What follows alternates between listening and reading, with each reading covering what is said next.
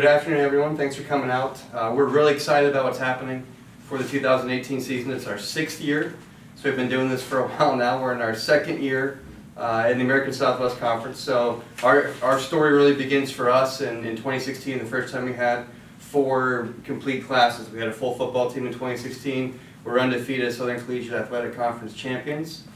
From there, we moved to the American Southwest Conference last year, which is widely regarded as the top conference in Division III, and we finished 3rd, and that surprised a lot of people. They didn't know where to slot us in. Some people still don't know where to put us. Dave Campbell picked us 3rd. The media poll didn't pick us quite as high, but I'm not a well-liked guy, I guess. You never know how people vote. To be honest, I can't tell you how I voted, so I don't know if I helped us or hurt us. Coaches don't care about preseason polls. That's how much thought I put into it. But we're a good football team. Last year we had a really dynamic offense. We finished 7th in rushing and 9th in total offense, and there's 250 teams in our division. So to be ranked that high, you're doing pretty well. We have almost all of our starters back here, and you get to meet a few of them today. But we're headlined by Frederick Hover, who was first team All-American Southwest Conference quarterback. He led the nation in rushing yards and rushing touchdowns for a quarterback. And of course, he's back as a junior. He's not one-dimensional. He threw for 18 touchdowns and another 1,800 yards. So Fred's kind of where it starts. You're going to meet A.J. Daniels, who is 2nd team All-Conference tight end. He's got some NFL scouting services. Checking him out. You're going to meet Markell Henderson, one of our deep group of running backs, who's another really key player for us. T.J. Vela on the offensive line was 2nd team All-Conference. He's our right tackle. And David Brandenburg, who's a hybrid wing slot running back, kind of does it all for us as backs. We have a lot of all-conference players. On defense, our returning defensive all-conference player is Ben Brockman, who was all-conference as a freshman. He's our middle linebacker. The ASC player to watch list Josiah Minifield, who's a very good defensive back. And we've got a long run right now of defensive backs. Our defense is in a great transition year for us. We've had back-to-back All-Americans. We graduated Justin Broussard in 2016 as an All-American, and then last year we graduated Nick Kelly. So our defense is having a good problem. Replacing All-Americans is a good problem to have. But what we're going to do this year is we're going to have to adapt to the players that we have. We've been a man-to-man team. We've had Nick Kelly and DJ Johnson, who are 2 bookend man coverage corners who have graduated. So now we're re-evolving, and we're going to re-evolve around guys like Josiah Minifield in our defensive backfield. Hayden Smith is a hybrid strong safety, who's a good linebacker, strong safety type player. Garrett Womack is a local guy from Lake Travis who led our team in sacks last year and quarterback pressures. So while we don't have the big names maybe on defense, I don't know how an All-American this year. It'd be great if we did. We're gonna be pretty good because I think we have better tools. A lot more guys that can tackle. So I think we'll tackle better than we ever have. Awesome. Coach, how has preseason gone so far? What are the strengths that you see with the boys, like the new and also the veteran players? Well, I think now our veteran players are doing a good job of bringing our new players into the fold. For a while, they didn't really know how to do that because they didn't have any role models ahead of them. We've had 2 great senior classes who have kind of been the role models on how to build a football team. So I think our camaraderie is really good. We went through training camp and didn't lose a player. That's almost unheard of for no one to drop from college football camp. And it wasn't because it was easy. It's still hot, it's still long, but that's a credit to our players and making sure that the new players on the team know what's going on, they're incorporated, they're feeling comfortable. So I think the unity that we're building and the comfort level that our old guys are creating for our new guys has been a strength of our training camp. We've done some fun things. There's some unique opportunities that we've had. We're the only team, I think, that trains with the Army every training camp. We go up to Fort Hood and we trade with the 1st Army Division West on their leader reaction course. And what it is, it's a problem solving. It's not climbing on ropes and swinging and rappelling. It's military-based problem solving. So they give them these problems. Of course, our guys don't know a whole lot about that, a lot of them, but they get to work as a team, and we get to see who develops as leaders, and it's a lot of fun. At the end, they give them MREs. Just kind of try those. So they're burning their fingers on the hot pouches, trying to heat up the ravioli and whatnot. And but a lot of guys got Skittles packs, so they were the happy ones. So it's just a great experience, and that's been a lot of fun. The Round Rock Express invites us out every year. We did a great night with those guys to relax. So it's been a good balance between some fun things. We surprised them this year and took them to the Typhoon, Texas Water Park, and they really liked that. So I think we've had a good balance of fun stuff, but also getting our work done. What's been the biggest surprise, Coach, coming off the camp for you? I think the biggest surprise is, as I mentioned, how close we're growing as a team.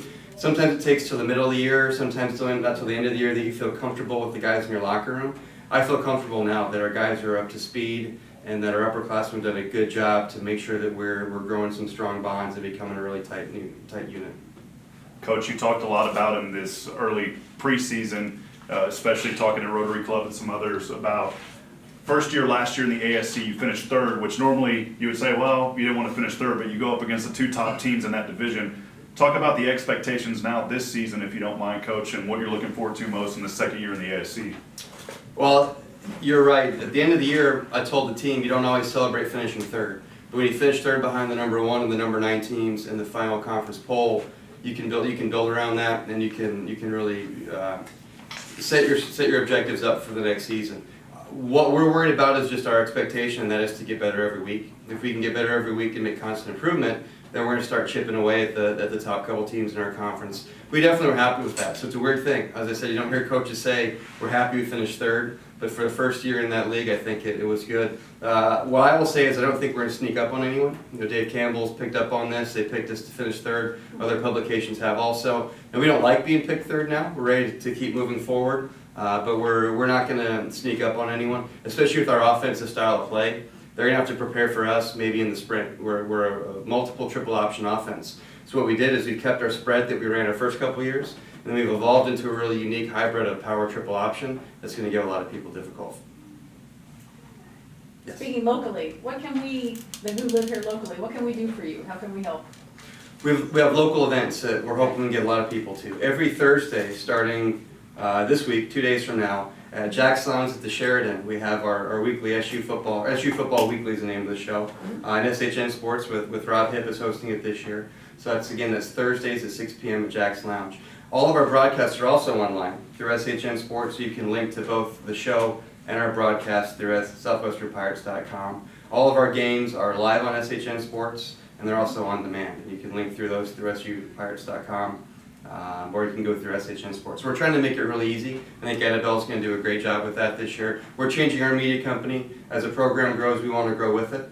And especially being local, you know, Rob is born and raised in Georgetown. We've been able to watch what he does. We're going to have a great product every week with SU Football Weekly. And then with our game broadcast, I think folks are going to be pleasantly surprised with the quality that we're going to have as our program grows. So you're hoping we all take advantage of the access that you're giving us, all this increased? Yes, we Okay. really want to create more foot traffic for SU Football Weekly. We're trying to build that. Jack's Lounge is going to have some weekly specials for us, I believe, just to kind of entice folks to come out and grab an appetizer, grab a beer, grab a soft drink. And we'll have players on this week. Our captains are going to be on next week. We're going to have coaches do kind of a season preview this week. But it should be a good time. It's going to be a good quality production. Thank you. Coach, can you just describe the winning attitude and culture that you've established around here, and it's still a short period of time, 2 years off a conference championship, and now getting going in this new conference?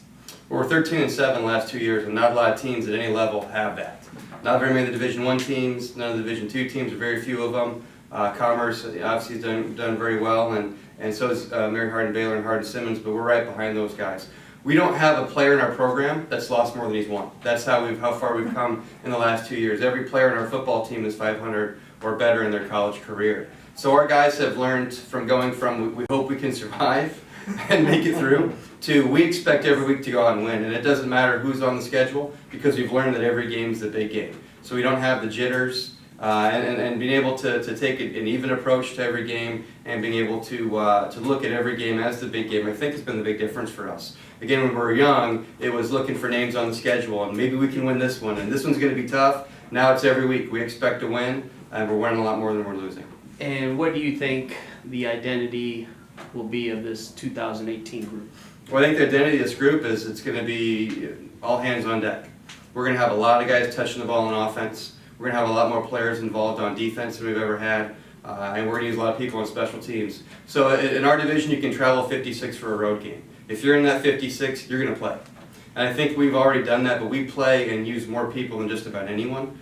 We develop roles around people's talents, and we get them involved. If you're ready to play college football at a varsity level, we're going to get you in the game. And that builds motivation, it builds retention, and it just builds the excitement for players to come and work hard and get better every week. Talk a little bit about Denison, Coach, going into week 1. What are your expectations and what do you expect from them too? Denison's a strong team. They're 15-5 the last 2 years. They've been nationally ranked in the top 25. They've been in the top 10 in the Northern region. And that's why we scheduled them. When we started playing Denison, we knew they were a team that would build our national reputation. As we started our first few years, we were playing regionally. And to step out and play a nationally ranked team and a regionally ranked team is great for us. They're also a great academic school, which we like as an institution to play against really good competition. So this is another win that can get us a lot of national recognition because people are going to look at that. There's not a lot of great week one matchups. You get just some kind of regional games, similar to maybe Division I. There's not too many great marquee matchups. So when you've got two winning teams that have had multiple winning years in a row playing against each other, there'll be some people looking at this game. You don't always like to think ahead, Coach. I mean, you got winning season checked off, conference championship checked off, playoffs next, undefeated next. What's the big picture looking like here, Coach? Well, I think the next thing for us is to get in the national rankings, which is a feat in Division III because there's 250 teams. So you're in the top 10%. You were a grade A football team if you're in the top 25.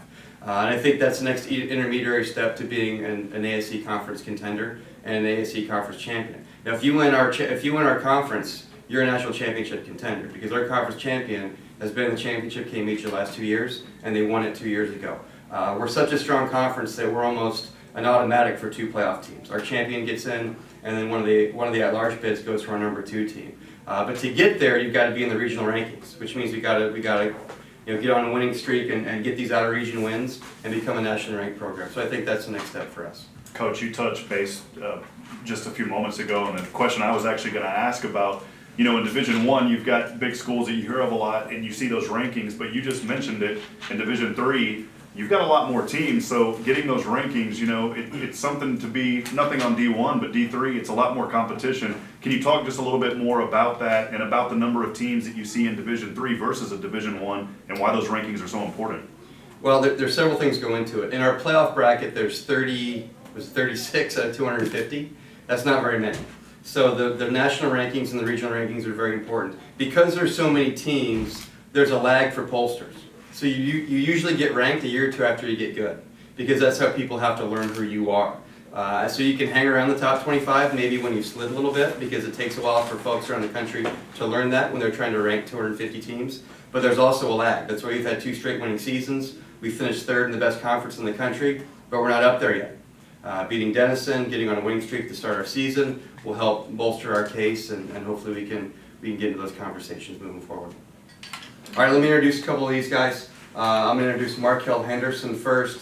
One thing you may want to talk to Markell about is he's a Kemper Scholar, which I'll let him explain, but it's a very prestigious academic fellowship. So he is the consummate student athlete. And remember, Southwestern, we don't make admissions exceptions.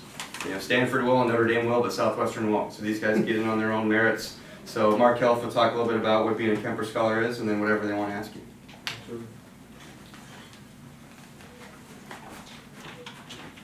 Thanks for having me, Coach. So the Kemper Scholar Program, it's a fellowship for undergraduate students that focuses on professional and leadership development.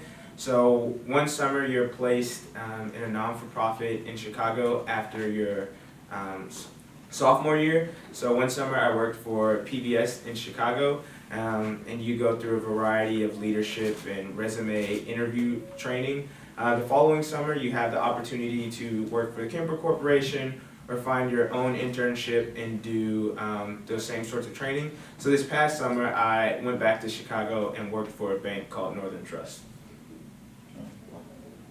So far in your preseason, what can you say just as a player and also for your other teammates? Are you guys meshing well? What do you think you guys are doing really well? And also go into a little bit of what you see as like a strength going into this game against Denison. Absolutely. I definitely think we are the closest we've ever been. In the past, we always thought we were close, but this year there's just a different feel, especially in the locker room. One day we had a lightning delay, and people weren't spread out. We were all together, just having a good time and really lifting each other up. So that was great.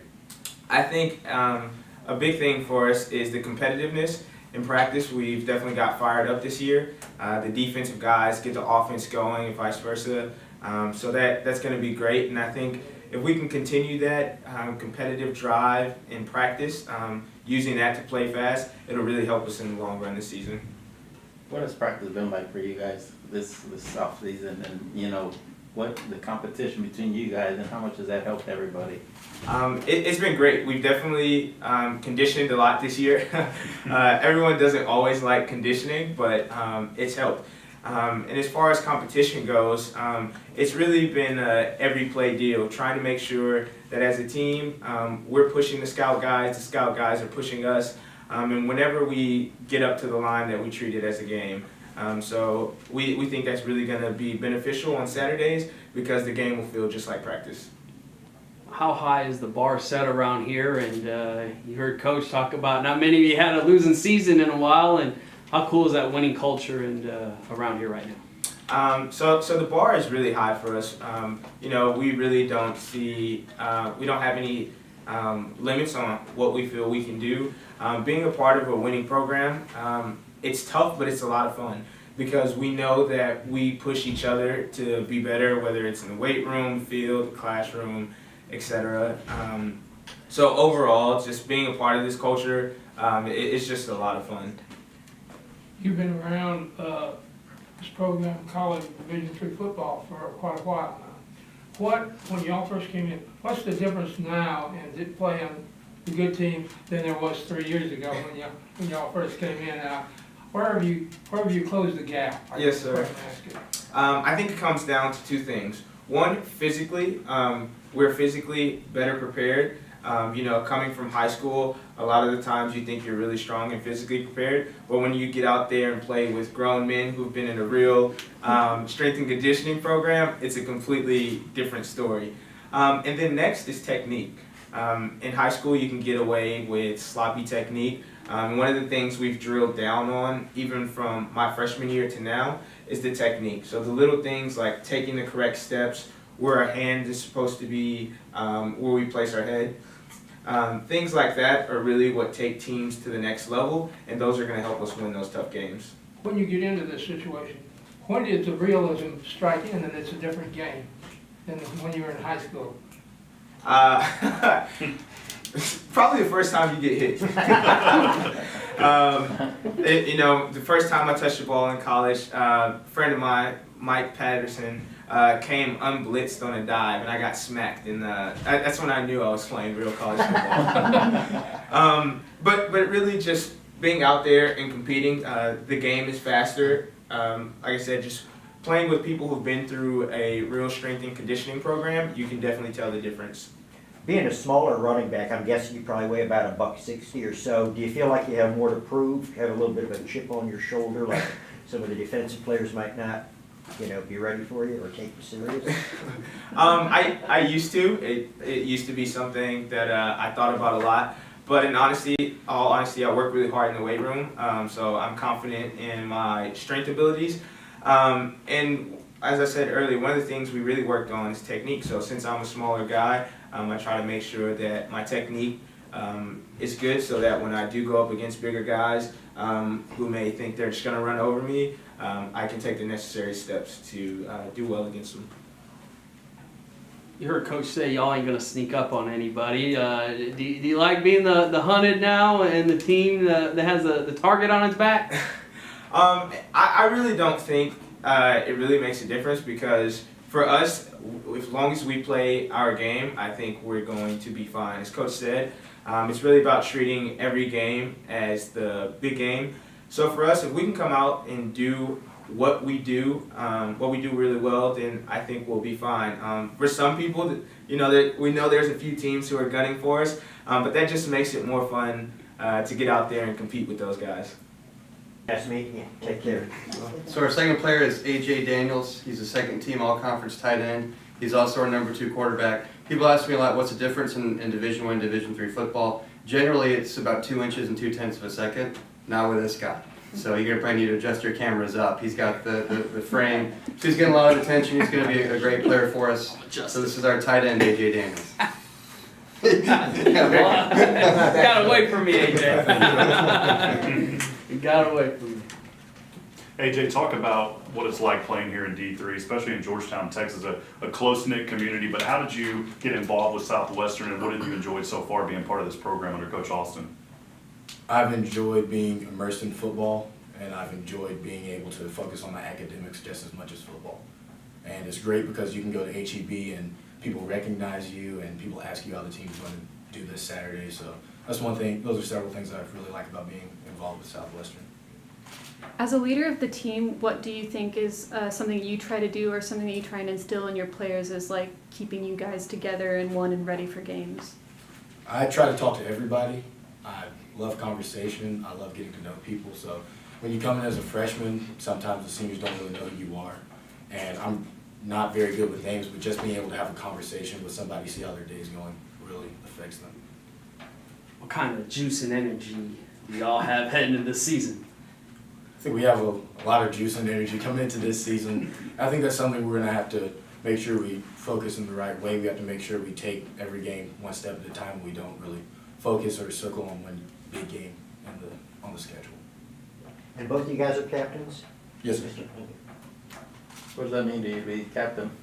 I mean, It's a huge honor because I've earned the respect of my teammates, but it's also a lot of expectations because I know a lot of eyes are on me and I can't really slack off at any point. The guys are really looking to me. You heard Coach explain what he thinks this team's identity is. What do you think it is, and what do you hope the fans get, and what do you want the fans to see what this team has? That we're going to do whatever it takes to win the game. So if that means running for 400 yards, we're going to do it. But also, as Coach Austin said, we're not completely one-dimensional. We're going to be able to pass the ball as well, and everybody's going to get involved. So whatever it takes to win the game is what we're going to do. The winning has really been established around here. How do you guys keep this thing going and, you know, shooting for bigger things this year and moving ahead?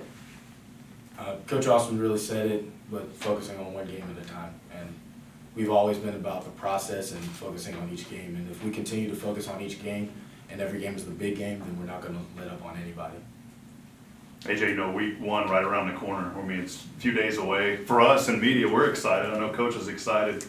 Talk about what goes through your mind on these very first games and what you're looking forward to the most coming up on Saturday here at home. Looking forward to just play football again. There's no other feeling like it. I'm ready to go out there with my teammates and compete. I forgot to ask, is there a team motto or a mantra with this squad that you guys are? Right now, we're looking at why, and we want to focus on why we're doing things.